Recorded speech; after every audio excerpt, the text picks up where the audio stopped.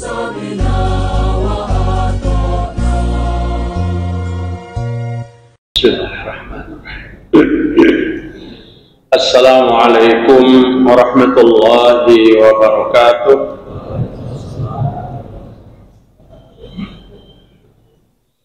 Innal hamdalillah nahmaduhu wa nasta'inuhu wa nastaghfiruh wa na'udzu billahi min shururi anfusina wa sayyiati a'malina may yahdihillahu fala mudilla lahu wa may yudlil fala hadiya lahu.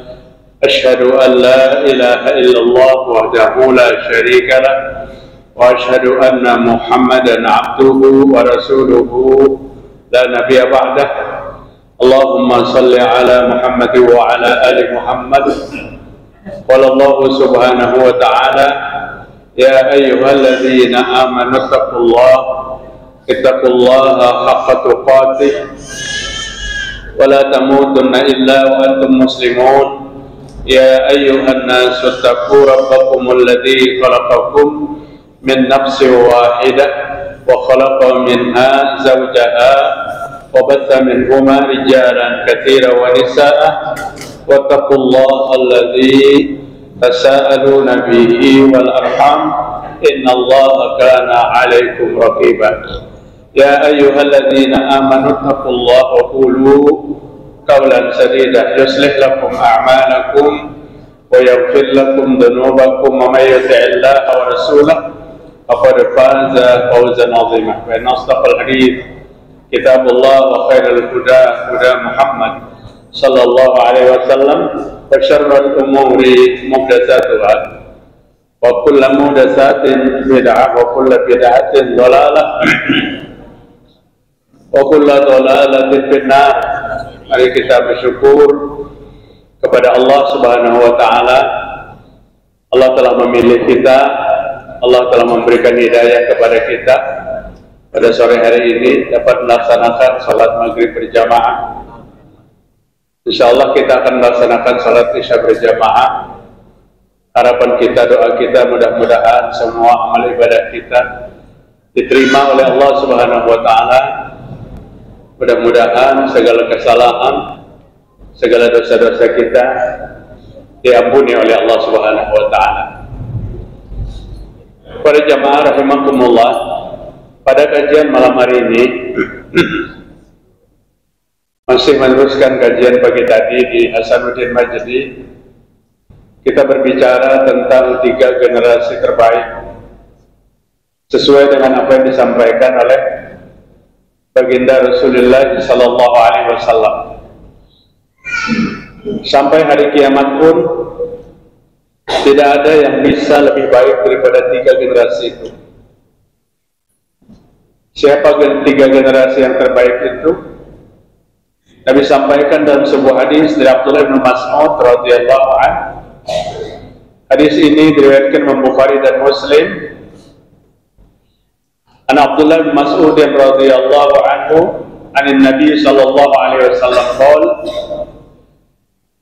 Nabi Muhammad sallallahu alaihi wasallam bersabda, khairun nasu qarni thumma alladhina yalunahum thumma alladhina yalunahum. Manusia yang terbaik adalah yang hidup pada zamanku, kata Nabi. Ini generasi pertama. Manusia yang terbaik, Nabi mengatakan orang yang hidup pada zamanku. Kita sudah bisa mengetahui siapa yang hidup di zaman Nabi adalah sahabat Nabi Muhammad sallallahu alaihi wasallam, para sahabat Nabi. Kemudian generasi yang kedua, tsummal ladzina yalunahum. Kemudian orang yang terbaik yang berikutnya, orang yang mengikuti ajaran generasi pertama, belajar kepada generasi pertama. Generasi pertama generasi sahabat, generasi yang kedua adalah generasi tabi'in, pengikut sahabat. Maka dikatakan tabi'in itu pengikut sahabat Nabi Muhammad SAW. Ini generasi yang masih mendapat jaminan dari Rasulullah SAW. Kemudian generasi yang ketiga yang masih dijamin Nabi adalah tabi'ut tabi'in walladzina yalunahum. Manusia yang paling baik hidup pada zamanku dan zaman setelah itu dan zaman setelah itu. Nabi menunjuk 3 zaman, 3 generasi. Generasi sahabat, generasi tabi'in, dan generasi tabi'ut tabi'in. Pada kajian kita malam ini, kita berbicara sekitar 3 generasi yang dijamin oleh Rasulullah SAW. Kenapa kita harus membicarakan 3 generasi itu? Karena mereka mendapat jaminan dari Nabi dalam urusan beragama, dalam urusan berakidah, dalam urusan beribadah. Ini generasi-generasi terbaik yang mencontoh kepada Rasulullah SAW. Maksudnya apa? Paling tidak kita yang hidup pada zaman ini, kita harus siap mengikuti ajaran 3 generasi ini. Dan yang menyampaikan itu Allah Ta'ala di dalam Al-Quran. وَالسَّابِقُونَ الْأَوَّلُونَ مِنَ الْمُهَاجِرِينَ وَالْأَنصَارِ وَالَّذِينَ اتَّبَعُوهُم بِإِحْسَانٍ.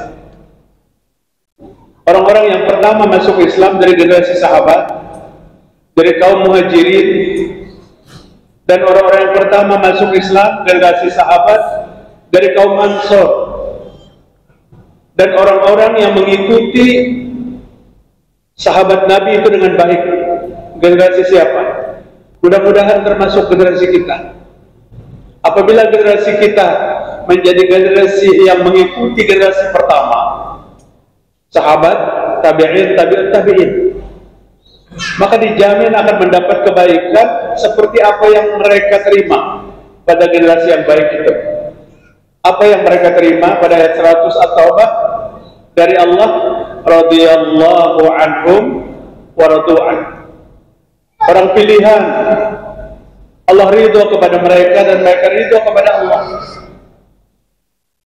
Apapun yang kita lakukan di dunia ini, maka tujuan fokus kita untuk mencari agar Allah itu ridho kepada kita. Dalam sebuah hadis yang sahih, Rasulullah SAW menyampaikan, "Manil tamasa fi ridallah bisuftin nas, radhiyallahu anhu wa arda anhu nas." Siapa yang dalam tujuan hidupnya ridho Allah Ta'ala, sekalipun dia dibenci oleh manusia, maka Allah tetap meridhoinya, dan satu saat Allah akan membuat orang yang membencinya itu meridhoinya. Jaminan dari Nabi Muhammad SAW. Hadis tadi diriwayatkan oleh Imam An-Nasa'i. Siapa yang tujuan hidupnya keridhaan Allah yang dicari, sekalipun manusia akan suka, maka Allah akan meridhoinya, dan Allah akan buat manusia yang tidak suka itu satu saat akan suka kepadanya. Apa yang sulit bagi Allah Ta'ala? Doa Nabi kata Ummi Salamah radhiyallahu anha, "Ya muqallibal qulub, tsabbit qalbi." Wahai Allah yang membolak-balikkan hati, tetapkan hati hamba atas agama. Tidak sulit bagi Allah membuat orang yang hari ini dibenci, besok dicintai.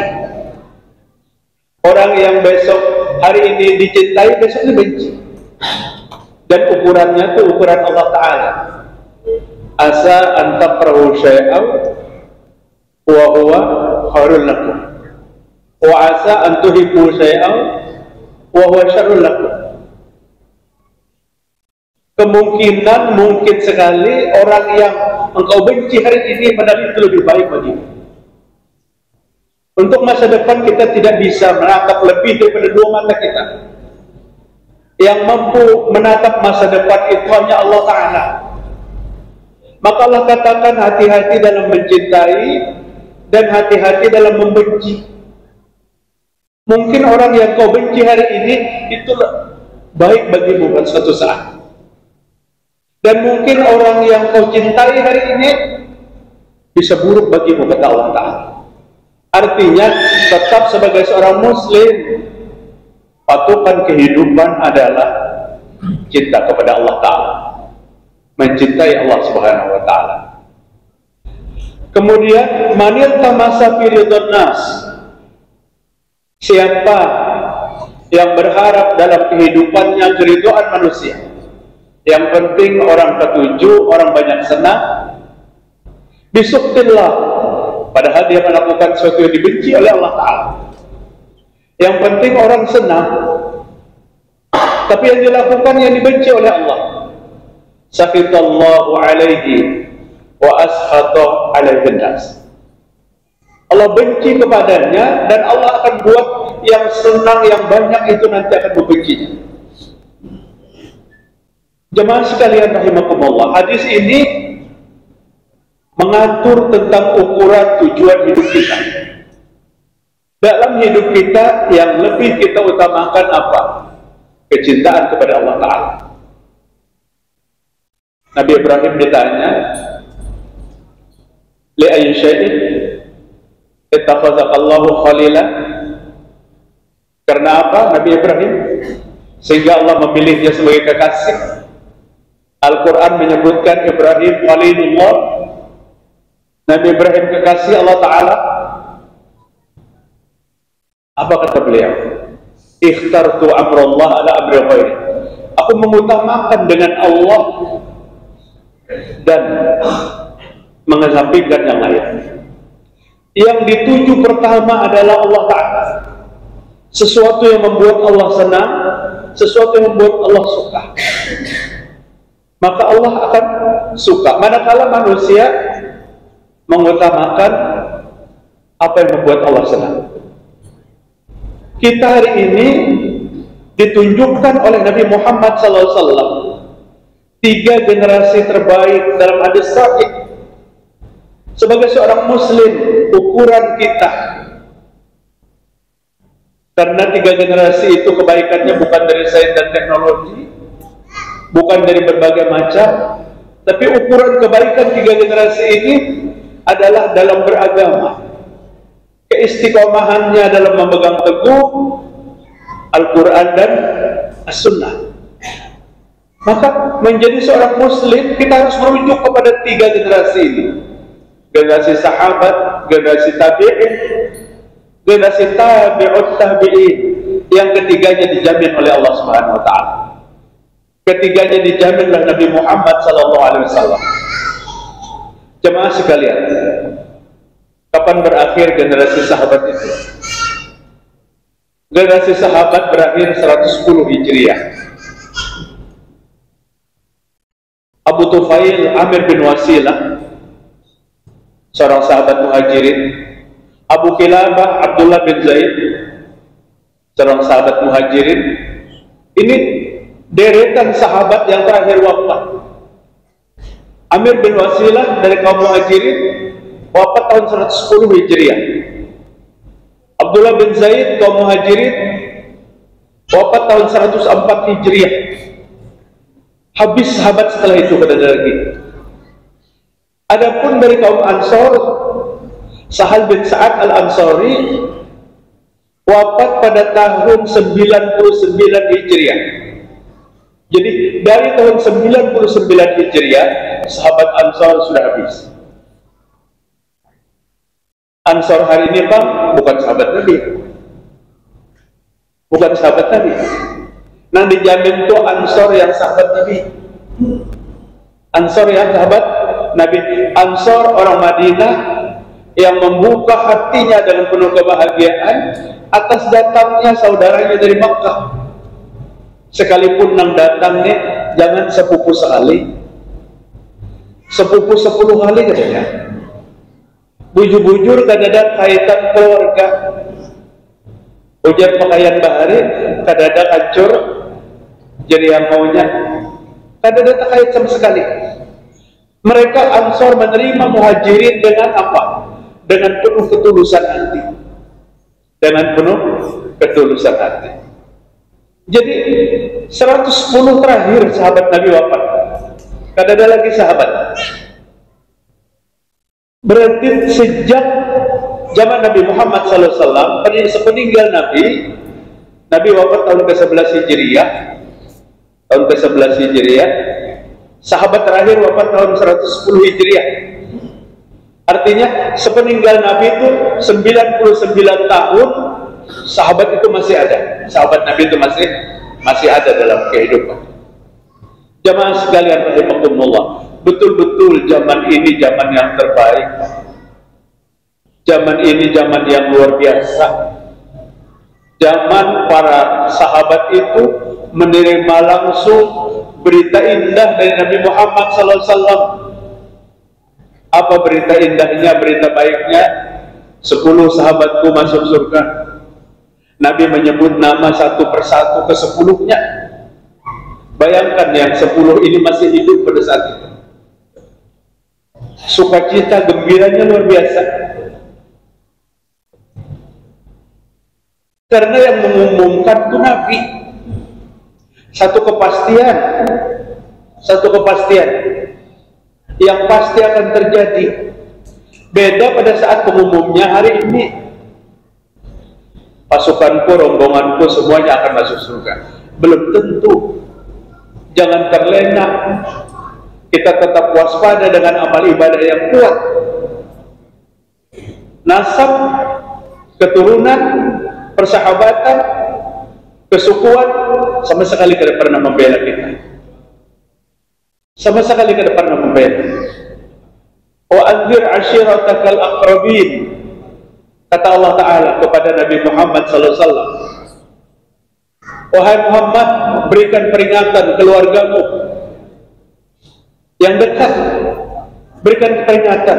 Allah memerintahkan kepada Nabi untuk mengingatkan keluarga. Kenapa? Agar jangan menjual-jual atas nama Rasulullah SAW.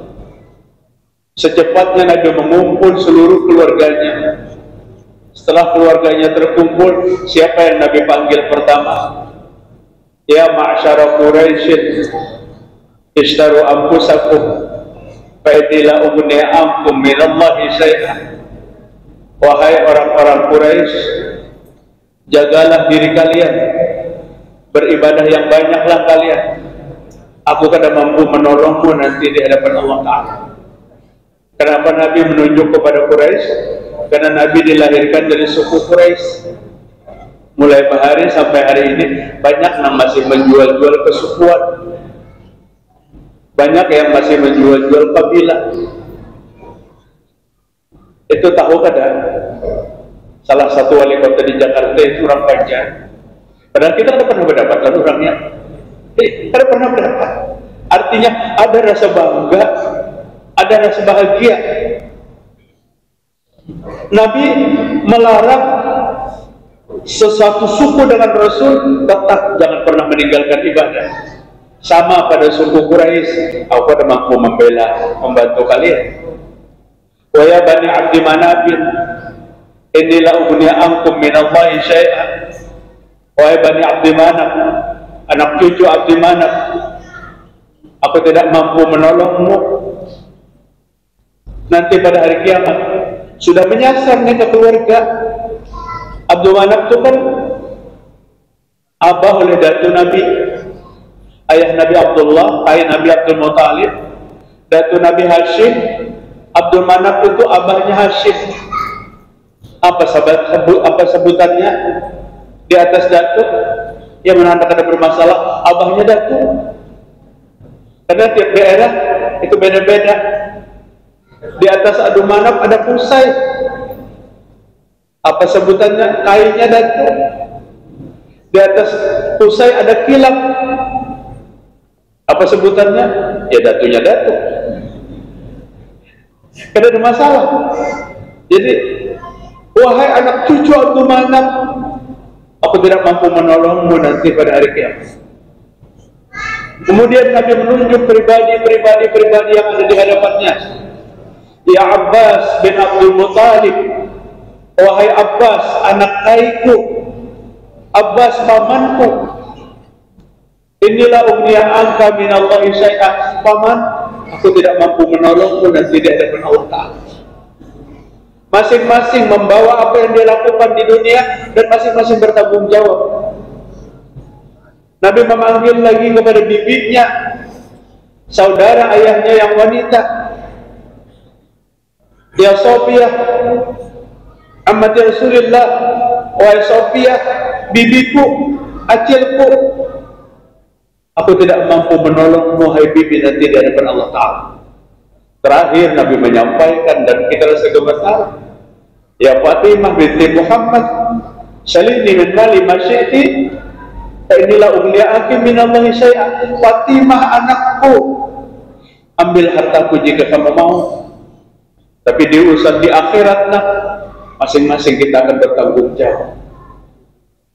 Hadis ini diriwayatkan Imam Bukhari, Pak. Kalau kita melihat hadis sahih ini, apa yang kita bisa jual? Kenapa kada minjam tanganku? Aku ini keturunan ke-39 pokoknya. Mau ke 39, mau ke 29. Nasab sama sekali tidak mempercepat masuk surga. Nasab sama sekali tidak mempercepat ijabahnya doa. Semua kedudukan sama di sisi Allah Ta'ala. Sampai Nabi katakan, jika Fatimah anakku mencuri, maka akan kupotong tangannya.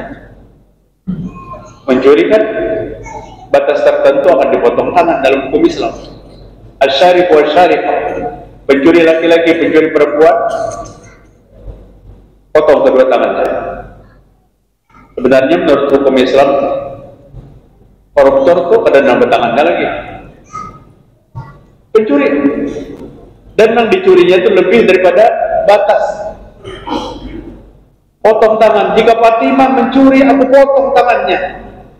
Artinya nasab itu sama sekali tidak memberikan sesuatu yang lebih.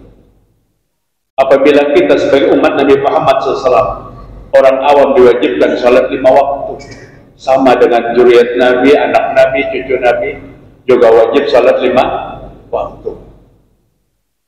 Apabila berzina kepada orang umum diharamkan, sama kepada anak cucu Nabi diharamkan. Apabila minum minuman keras diharamkan, seluruhnya diharamkan. Jemaah sekalian rahimakumullah. Tapi ada di antara zuriat Nabi yang menjadi sahabat Nabi, dan ada di antara keluarga Nabi yang tidak menjadi sahabat Nabi. Karena persyaratan sahabat itu adalah orang yang pernah bertemu dengan Nabi Muhammad SAW, walau marratan wahidatan, sekalipun sekali aja seumur hidup ketemuan Nabi, kemudian dia beriman kepada Nabi, kemudian dia mati dengan agama yang diterimanya dari Nabi Muhammad SAW. Maksudnya mati dalam keadaan Islam. Pertemuan ini sekali seumur hidup lawan Nabi, beriman, mati dalam keadaan Islam, itu sahabat. Bismillah. Sahabat Nabi Muhammad SAW. Setelah habisnya para sahabat, maka berganti generasi kedua, generasi tabi'in, pengikut-pengikut sahabat yang berguru kepada sahabat Nabi Muhammad SAW. Tapi tabi'in belum pernah berguru kepada Nabi karena tidak bertemu dengan Nabi. Terlepas dari mereka hidup pada zaman Nabi,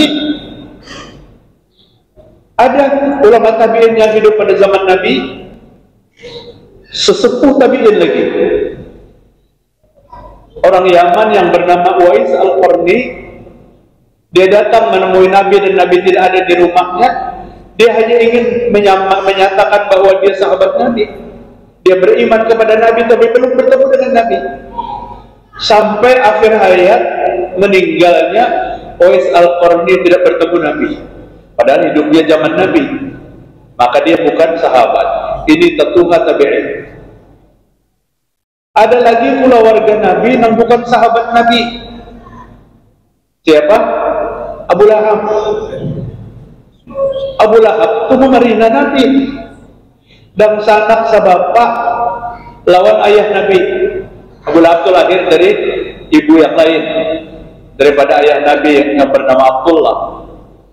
Abu Lahab ini berangsana lawan ayah Nabi, tapi bukan sahabat Nabi. Justru dia yang menyumpahi Nabi pada saat Nabi mengumpulkan seluruh keluarganya. Nabi ada ingin yang disampaikan waktu pertama Islam datang. Orang-orang Quraisy berbondong-bondong datang. Karena apabila Nabi yang mengundang pasti ada berita-berita yang kada baik. Diundang Nabi, semua percaya dengan Nabi. Pada saat semua terkumpul, Nabi menyampaikan, Allah telah menunjukku sebagai Rasul yang terakhir. Kalian beriman kepada Allah dan beriman kepadaku, maka Allah akan menjanjikan surga dengan kalian. Jika kalian ingkar, maka dahsyatnya siksa Allah akan menunggu kalian. Semua tertegun, semua terdiam. Abu Lahab berdiri, paman Nabi tadi. Tabannaka ya Muhammad, alihadza jama'tan. Celaka engkau wahai Muhammad, kau kumpulkan kami di sini hanya engkau ingin menyampaikan bahwa engkau seorang Rasul. Kami tidak menerima apa yang kamu katakan. Padahal pemerintah lain sahabat Nabi. Jadi apabila tidak beriman, maka bukan sahabat Nabi Muhammad SAW. Yang beriman itu sekalipun kulitnya hitam, pekerjaan tiap hari budak hamba sahaya, jika tidak dimerdekakan oleh Abu Bakar Siddiq radhiyallahu anhu, kada merdeka itu Bilal bin Rabah. Abu Bakar memerdekakannya dengan harga yang luar biasa mahalnya. Dimerdekakan oleh Abu Bakar. Tapi Bilal menjadi sahabat Nabi karena dia di antara budak hamba sahaya yang masuk Islam pertama kali dari golongan budak. Bilal masuk Islam. Masuk Islamnya sembunyi-sembunyi daripada tuannya yang bernama Sumayyah. Akhirnya tuannya tahu, maka disiksa.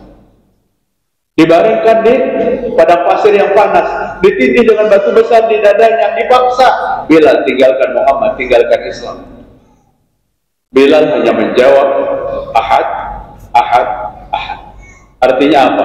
Jangan utak lagi keyakinanku, karena aku yakin dengan keesaan Allah Ta'ala. Itu maksudnya. Jamaah sekalian, sekalipun budak, sekalipun hamba sahaya, dan Nabi memuliakan Bilal dengan mengangkatnya sebagai muadzin yang waktu itu tidak ada azan. Bilal diangkat sebagai muadzin, tukang azannya Rasulullah SAW, karena Bilal memiliki suara yang merdu, bacaan yang fasih. Di waktu Fathu Makkah tahun ke-8 Hijriyah, seolah-olah orang Makkah kada percaya bahwa Bilal itu muadzin. Nabi menyuruhnya naik ke atas Baitullah. Kemudian setelah naik ke atas Baitullah, kumandangkan azan. Maka Bilal mulai mengumandangkan azan dengan suaranya yang luar biasa. Sekelompok orang-orang Makkah yang tidak beriman, maka dia berkata, pantaskah gagak hitam itu naik ke atas Baitullah? Dia melecehkan luar biasa.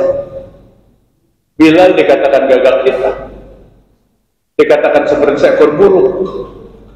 Orang hitam seperti itu tidak pantas naik ke atas Baitullah, memandangkan azan. Belum lagi Nabi menjawab pertanyaan itu, turun ayat Allah yang mengatakan, kami menjadikan manusia laki-laki dan perempuan, wa ja'alnakum syu'uban wa qabaila lita'arafu, dan kami jadikan manusia itu bersuku-suku, berbangsa-bangsa untuk saling mengenal. Inna akramakum indallahi atqakum, kata Allah Ta'ala, semulia-mulia kamu di sisi Allah adalah orang yang paling bertakwa. Jangan melihat kepada warna kulit, jangan melihat kepada keturunan siapa. Surga tidak pernah memilih kulit hitam dan kulit putih. Hanya di dunia saja kesenjangan itu terjadi. Tapi di surga tidak pernah dipilih dengan kulit hitam, kulit putihnya dahulu masuk surga, kulit hitamnya belakangan, tidak. Kulit hitam, kulit putih sama mendapat kebahagiaan yang sama. Jamaah sekalian, rahimakumullah. Kemudian generasi kedua, generasi yang belajar kepada sahabat Nabi Muhammad SAW. Di antaranya kalangan ulama tabi'in adalah Sa'id ibn Musayyab, seorang ulama hadis. Ratuha tabi'in Wais al-Qarni. Kemudian ulama tabi'in Abu Burdah bin Abul Musa al-Ash'ari, Abu Muslim al-Hawlani, Abu Hanifah, Nu'man bin Sabit. Imam Abu Hanifah itu termasuk golongan tabi'in karena dia pernah berguru kepada sahabat Nabi Muhammad sallallahu alaihi wasallam yang bernama Ibnu Abbas. Abu Ja'far al-Madani tabi'in, Hasan al-Basri tabi'in. Imam Hasan al-Basri lahir tahun 21 Hijriah, 10 tahun setelah Nabi wafat baru beliau lahir. Sekalipun beliau lahir dari seorang budak perempuan, tapi Allah memberikan kemuliaan itu ada pernah melihat kepada anak siapa dan keturunan apa. Dan Hasanul Basri diasuh oleh istri Nabi yang bernama Ummi Salamah. Ini tokoh tabi'in yang ucapannya, tulisannya sampai kepada kita hari ini, dan dijamin keselamatan manakala kita berpanutan, berpegangan kepada apa yang beliau tinggalkan. Ini bujur-bujur orang-orang ahli sunnah, ahli dalam melaksanakan apa yang Nabi sampaikan. Urwah bin Zubair, seorang ulama besar tabi'in. Nafi' al-Madani, Umar bin Abdul Aziz, khalifah yang ke-5. Sejarah menulis khalifah itu ada 4 kan? Ada 4, Abu Bakar, Umar, Utsman, Ali. Kemudian dalam jenjang waktu cukup lama lahir pecucuan dari Umar bin Khattab yang namanya Umar bin Abdul Aziz, yang menoreh sejarah yang sangat baik dalam kepemimpinannya dan keulamaannya. Jadi pemimpin kurang lebih 2 tahun dan sampai 3 tahun, tapi sejarah mencatat keadilannya dan kesuksesannya. Ini sederet-sederet ulama tabi'in yang hampir semua daripada ulama-ulama kita sebutkan memiliki tulisan-tulisan, kitab-kitab yang ditinggalkan kepada kita, yang semuanya berlandaskan kepada Al-Quran dan As-Sunnah, karena gurunya adalah sahabat Nabi. Gurunya adalah sahabat Nabi. Seperti Imam Abu Hanifah berguru kepada Ibnu Abbas, seorang cendekiawan Muslim yang cukup lama hidup sepeninggal Rasulullah SAW. Nah, setelah para tabi'in, maka generasi ketiga murid-murid para tabi'in adalah tabi'ut tabi'in. Siapa di antara ulama tabi'ut tabi'in? Sufyan As-Sawri, Imam Sufyan As-Sawri, ulama tabi'ut tabi'in. Siapa lagi di antara ulama tabi'ut tabi'in? Imam Malik, Anas bin Malik, Imam Syafi'i, Imam Ahmad bin Hanbal. Ini ulama tabi'ut tabi'in, generasi ketiga. Generasi kedua Imam Abu Hanifah, sempat belajar kepada sahabat.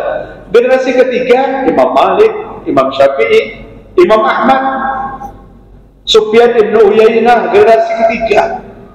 Imam Al-Auza'i, generasi ketiga, yang menulis berbagai macam kitab yang sunnah yang diajarkan kepada kita. Waqi' bin Zarrah, guru daripada Imam Waqi' bin Zarrah, seorang ulama tabi'in, gurunya Imam Syafi'i. Kemudian Yahya bin Sa'id, ulama hadis. Ini ulama tabi'ut tabi'in. Bapak-bapak, kenapa kita membahas 3 generasi ini? Sebagai seorang muslim, mari kita kembali kepada ajaran yang mereka ajarkan. Karena Islam pada periode-periode mereka tidak ada sesuatu yang baru dalam segala bentuk amal dan ibadah dan akidah. Murni, steril dari segala macam. Dan Nabi mengatakan 3 ini yang terbaik. Lucu manakala orang hidup pada zaman sekarang, di tengah kaburnya hari ini ajaran-ajaran Islam, berbaur dengan ajaran-ajaran di luar Islam. Banyak yang berkata Islam hari ini yang terbaik. Bahkan mereka mengatakan Islam Indonesia yang terbaik. Jamaah sekalian, kalau kita melihat Islam hari ini dimodifikasi habis-habisan.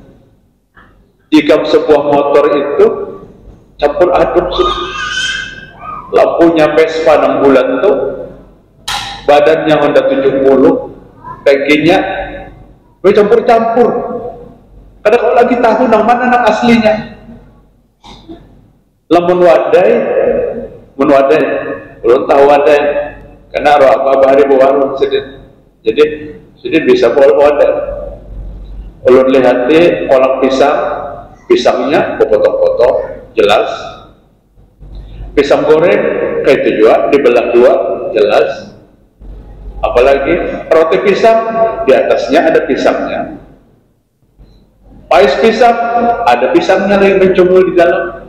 Namun kada berpisang pais walau berarti. Tapi pian mencari pisangnya nangaran gendang ramas itu kenapa mencari pisangnya? Jadi jurulun Islam akhir zamannya kayak gendang ramas.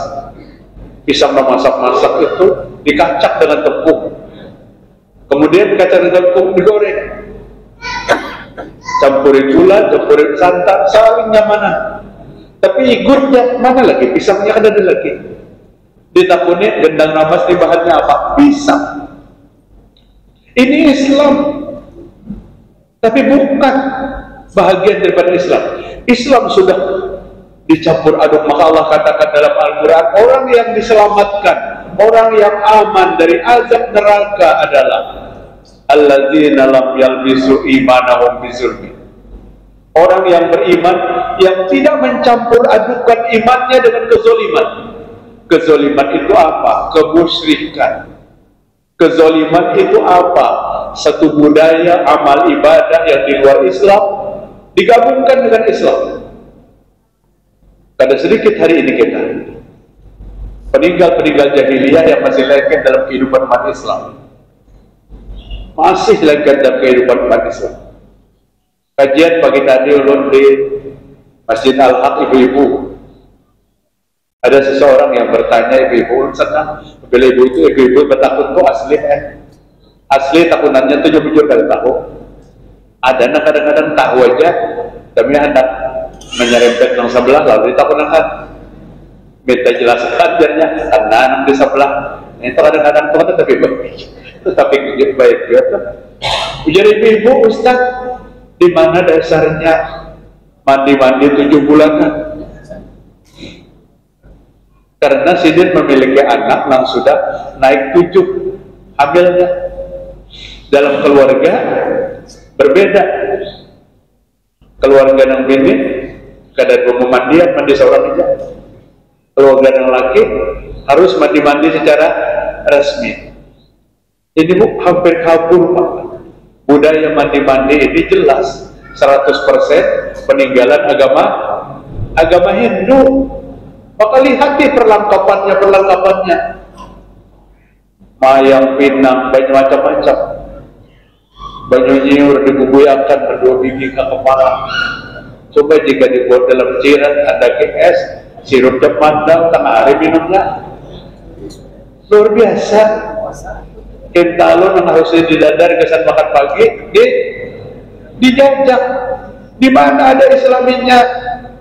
Karena ada Islaminya, jom tentu kadang-kadang nang laki latah jauh pulang. Karena zaman digital, bini mandi-mandi tapi di dada, maka sedikit tak terulur tapi di kamera oleh nang laki nah. Banyak tuntung di kamera nang laki, dibaginya ke grup. Maka orangnya dalam grup itu 300-an terukur. Menikmati dan melihati apa? Aurat nang bini. Melihati aurat. Dilihati berdosa, kada dilihati barang baik. Jadi jangan dipancing-pancing. Jangan dibuka sesuatu yang kakak itu tuh. Oh bagus benar gue jual pian di bertakun. Apalagi makanya Residen Batakonang lainnya ulun jawab juga akan ada peninggalan kita. Hari ini ada satu peninggalan jahiliyah yang tetap menjadi kehidupan umat Islam seolah satu ibadah besar. Satu ibadah besar. Jemaah sekalian, ini jadi ulun itu tertarik pada saat apa? Menyampaikan 3 generasi. Ini generasi-generasi bersih. Rasulullah SAW dalam hadis yang sahih menyampaikan Allah itu murka kepada manusia 3 macam yang Allah murkai. Yang pertama, mulhidun bil haram wa mubtaghin fil Islam sunnatul jahiliyah, berbuat pelanggaran di tanah haram, baik tanah haram Makkah, tanah haram Madinah, pelanggaran akidah, pelanggaran syariat. Karena mulai di benua melanggar, Pak. Mulai di benua melanggar, datang ke sana dia pelanggar. Hendak pulang umrah haji, habis-habisan keliling, ziarah ke sana ke sini, maka ziarahnya tidak syar'i. Maaf belum ingin sampaikan. Kalau syar'i, ayo ziarah kubur itu kan sunnah. Tapi kata Nabi, gunanya ziarah kubur itu hanya 3: melembutkan hati yang keras, menderaikan air mata, mengingatkan mati. Jangan lebih daripada itu. Tapi nak hendak naik haji ini ziarah, laporan Datuk, ini kami lagi seminggu itu lah. Doakanlah mudahan perjalanan kami selamat sampai pulih. Karena ulun ziarah pulang ke sini, siapa gerak dari perbeda di dalam? Orang nampak kita doakan, kita ajak untuk mendoakan kita. Oh, itu kan sidin hidup di dalam kubur di sisi Allah Subhanahu wa taala. Bapak hadirin rahimakumullah, memahami ayat bal ahya'un 'inda rabbihim yurzaqun, mereka hidup di sisi Allah mendapat rezeki. Jangan pernah dibayangkan kayak hidup kita 3 kali sehari makan. Itu hidup di sisi Allah taala, hanya Allah yang mengerti kehidupannya. Pada saat kita membayangkan kehidupan orang di kubur itu seperti kehidupan dunia, maka akan terus berada pada kesalahan yang berkepanjangan. Ya, dan pada satu saat seorang ziarah ke kubur Nabi, hujan ceritanya, kita digiring dalam cerita itu. Di sebelah kanan Nabi itu ada lubang, di hidung kubur ada lubang. Ulun rasanya kada ragu pak cerita itu. Dustanya, diulurnya tangannya di lubang itu, maka Nabi dari dalam kubur menangkap tangannya. Nah, mendengar geli-geli kepala. Masya Allah, dustanya luar biasa, dustanya. Jadi mari kita mengadakan pencerahan dalam agama kita, mengadakan pembaharuan dalam iman kita. Artinya iman yang mulai kabur, jadidu iman aku, perbaharui iman kalian, memberikan pencerahan tentang cara ibadah yang benar. Dan itulah maksud dan tujuan kita untuk melakukan segala amal ibadah yang kita laksanakan. Allah Subhanahu wa taala berfirman penutup, "Qul hal nunabbiukum bil akhsarina a'mal." Katakan hai Muhammad, tahukah siapa yang paling rugi amalnya? Alladzina dhalla sa'yuhum fil hayatid dunya. Mereka yang melakukan amal yang sesat, amal yang tidak pernah dijadikan amal ibadah oleh pendahulu-pendahulu kita, Nabi dan sahabat. Wa yahsabuna annahum yuhsinuna sun'ah, tapi nama amal akan memandangkan itu amal yang paling baik. Ini ujar Allah Ta'ala nang rugi orang beribadah. Oh, ini amalnya baik benar luar biasa. Padahal amal itu pada pernah dikenal oleh orang-orang 3 generasi. Generasi sahabat, generasi tabi'in, generasi tabi'in tabi'in. Banyak lagi pengen dijelaskan, tapi waktu kita sampai sudah lawan kajian kita tahu itu ukurannya 30 sampai 45 menit. Namun tangan 2 jam memutar-mutar aja lagi, nah itu mengantuk kadapan ya. Tapi apabila 30 menit sudah 40 menit sudah cukup. Mudah-mudahan Allah memberikan ilmu yang bermanfaat kepada kita semua. Subhanakallahumma wa bihamdika asyhadu an la ilaha illa anta astaghfiruka wa atubu ilaik. Wassalamualaikum warahmatullahi wabarakatuh.